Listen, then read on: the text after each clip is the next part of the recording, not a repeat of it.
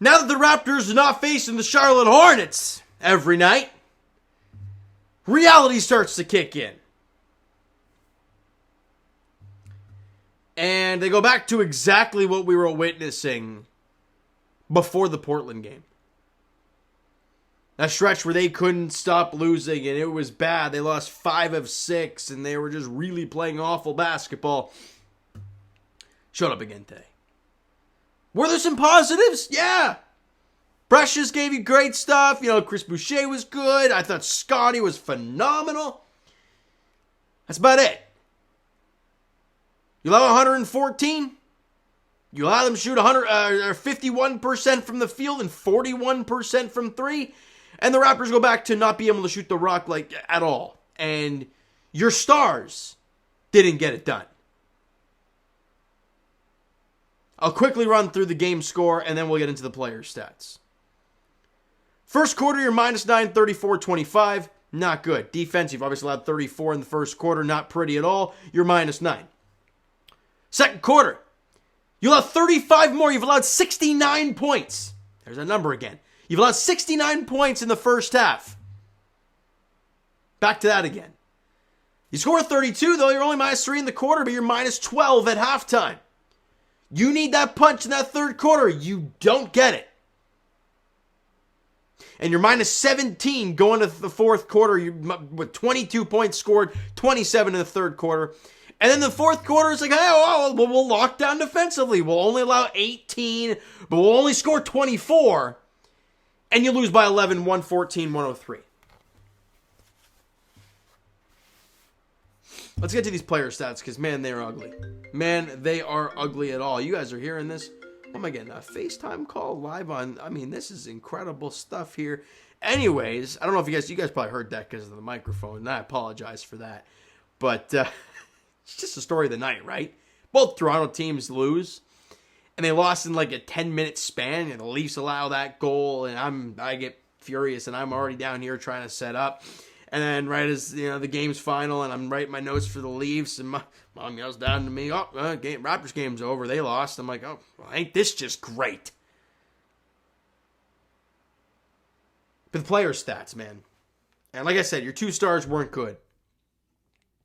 Pascal fouled out, was a -13, had 15.7 rebounds, 6 assists, a 5 of 6. This guy, remember when, a couple of games ago, or it was the last game actually, shot 11 of 13 from the field, 3 of 3 from 3, dropped 35, and we're like, oh, that's a beautiful stat line, super efficient. Tonight, the total opposite. 15, 7, and 6, shot 5 of 16 from the field, 5 of 7 from the line, 0 of 4 from 3, he fouled out and was a -13. You need your best. I understand, even with Pascal being great at times, this team is still not won. But you need your stars to be your stars on any given night. Pascal was not today. Again, he can't be perfect every night, so I can't blame him for the loss. It's a collective loss. But he was part of it, and anybody who says no is wrong. Look at the stats. Watch the game. He was missing a lot of shots, looking for fouls all the time, and I hate when people do that. But either way, we move on. OG, 14, 4, and 2. Shot 5 of 13 from the field, 2 of 4 from the free throw line, was 2 of 7 from 3, -8 in the floor. Not good shooting numbers. Again. Now, yeah, defensively, you know what you're going to get from OG, so I'm okay with that. Fine, sure. But then you get to Gary Trent, and I am scratching my head. Why is Gary taking only 7 shots? He struggled shooting the ball in the last game. Yeah. But this dude's been dropping 20 plus consistently. I don't know why he only took 7 shots today. He had 7 points, 1 board, 1 assist, shot 2 of 7 from the field, 3 of 3 from the line. Took only 2 threes. He took 12 in the last game. He took 2 today. It was 0 of 2 from 3. It was a 3 steals and a block. It was a -17 while he was on the floor. And a key thing I want to point out, Gary, actually, you know what? That's probably why he only took 7 shots. 20 minutes played. He was a minus 17 in 20 minutes. That's ugly. Let's keep going. Fred VanVleet, a guy who, whether you believe it or not that he rejected the contract offer, we're betting on himself, whatever. Fred had 3 points, 6 rebounds, 4 assists today. Was 1 of 9 from the field. Did not get to the free throw line. Was 1 of 6 from 3. And in the 26 minutes that he played, he only played 26. So is that Nick Nurse sending a message to Fred? And he was a minus 16 while he was on the floor. Your starting unit was bad. The only bright spot? Scotty Barnes. And I was reading off all those numbers, right? Pascal 15, 6, and 7 on terrible shooting. OG 14. Gary had 7. Fred had 3. Scotty Barnes had 27 points, 12 rebounds, and a couple assists on 9 of 16 shooting. Was 9 of 10 from the line. Took 1 3, missed 1 3, but that's fine. Had 3 steals and a block. Scotty gave you damn everything you wanted today. He tied Pascal for the most shots taken today, and I love it. Because he was the only guy making buckets. I watched Pascal in this game in the third quarter. He got a wide open layup. He got around the guy. Beautiful job. Goes in for the layup. Nice and easy. Rims out. And I'm like, what the hell was that? Like, that's as textbook a layup as you can possibly get. And he butchers it. Scotty was great. Precious off the bench, 14 points, 4 boards, 1 assist, 5 of 9 shooting, was 4 of 5 from the free throw line. Took 1 3 and missed it, but only 1. Chris Boucher had 13 points and 5 boards, shot 5 of 8 from the field, 1 of 1 from the line, 2 of 3 from 3, and had a couple steals. And I think where are we here? Precious played 27 minutes. He played more than Fred, and he was only a minus 4. And Chris Boucher was a plus 5. Juancho was plus 5. Christian Koloko plus 1. Malachi Flynn plus 2. But then looking at the starters, Pascal minus 13. OG minus 8. Gary minus 17. Fred VanVleet minus 16. Scotty was a minus 10. But again, when you're out there with the starting unit for the majority of the time and they're playing that bad, you're going to be in the minus. The bench was the positive today. But in the end, you lose a game the same way you've been losing games recently. You can't defend. And even in the Charlotte games, right? That's the thing that I'm looking at. As, yeah, you beat Charlotte twice, and that's awesome. But one of the worst offenses in basketball in the Charlotte Hornets, we're still putting up over 110 on you.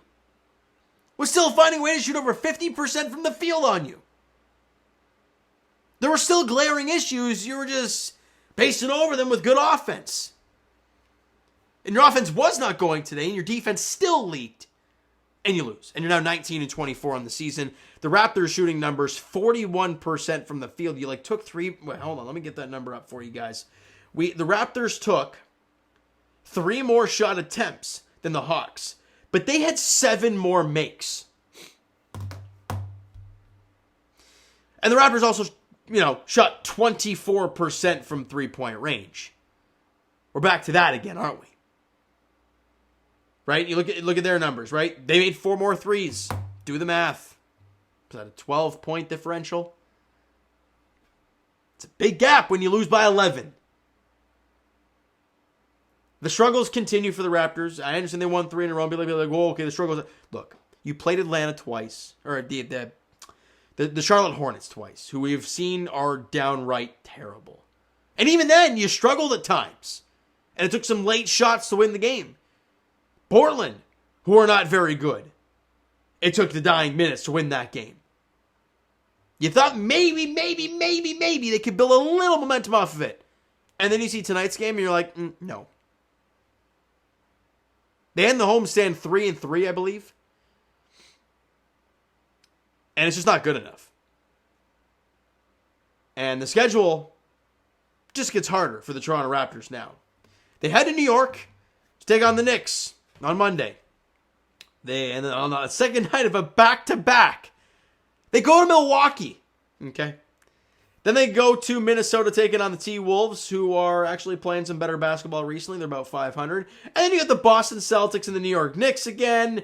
What do we got here? Then we got the Sacramento Kings, who've been playing great ball. How's Golden State been? I haven't even really been keeping up with those guys. They're back to 500, so they're playing better ball. Bottom line, you go on that West Coast swing, right?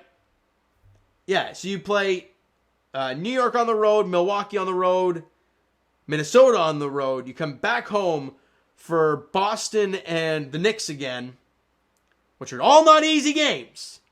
And then you hit the road for Sacramento, Golden State, Portland, Phoenix, Utah, Houston, and Memphis. It's not good. I think we all see the direction this team is heading. But to what extent is Masai Ujiri and Bobby Webster going to go at this? That's more or less the real question here. All right? So you know what, guys? That's going to do it for this one. Terrible night for Toronto sports, so let's get this damn thing over with. Smack that like button if you guys enjoyed the video, but not the game. Hit the subscribe button if you guys are not already. Comment down below your thoughts on the video, thoughts on the game, what you like, what you not like from today's game for the Toronto Raptors. The Twitter and Instagram link is down in the description. So follow up, send me a DM to that great stuff. The Discord link is down below as well. So follow up there if you guys have not done so already, and I will talk to you guys Leafs edition on Tuesday as they welcome in the Florida Panthers to town. 7 o'clock puck drop there. And as for the Toronto Raptors, well, at least they'll be showing up to the court against the New York Knicks at MSG on Monday afternoon. It's a 3 p.m. tip-off. We'll see what happens, all right? So you know what, guys? Thank you so much for listening and watching. I hope you enjoyed the video and not the game tonight. We'll talk to you guys then.